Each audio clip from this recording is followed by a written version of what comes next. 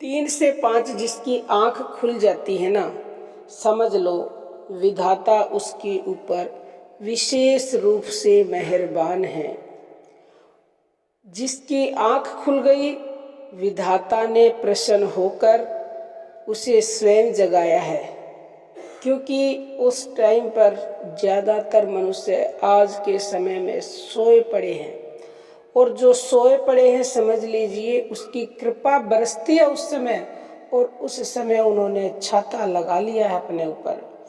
अब उस परम की क्या गलती है? जब कोई छाता लगा लेगा, आप बारिश में जा रहे हैं और बारिश हो रही है, आपने छाता ले लिया तो बारिश तो आपको मिलेगी नहीं।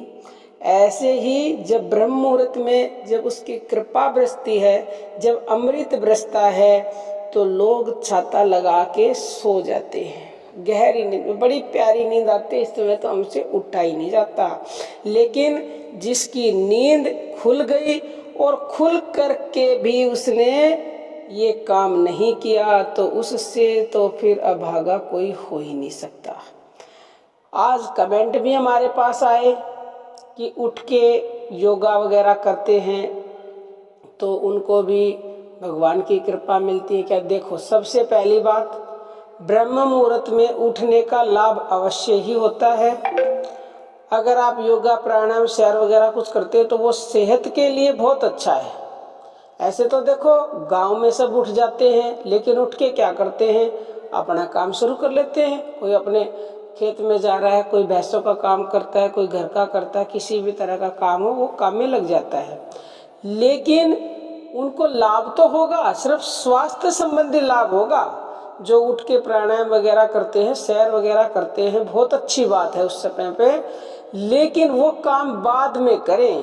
सबसे पहला काम यही है कि उठते ही उस परम पिता परमेश्वर से आपको जुड़ना है, क्योंकि जिसकी वजह से हमें ये जीवन मिला है, जिसकी वजह से हम इस दुनिया में हैं, सबसे पहले उसे याद करना है अपनी आंखें खुलते ही।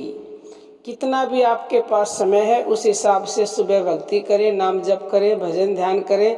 कहने का मतलब ये है कि अगर आपको उसने स्वयं इस टाइम उठाया है आपके प्रारब्धवश या इस जन्म की भक्ति से खुश होकर, तो सबसे पहले उठकर आप उससे जुड़िए। आप उससे जुड़ गए तो वो मेहरबान तो आप पे पहले ही आपको जगा दिया, तो आपके ऊपर और मेहरबान हो जाएगा, और जो फल आपको सालों में नहीं मिलेगा वो दिनों में ही मिल जाएगा। ब्रह्म मुहूर्त में भक्ति नाम जप करने का ये लाभ होता है।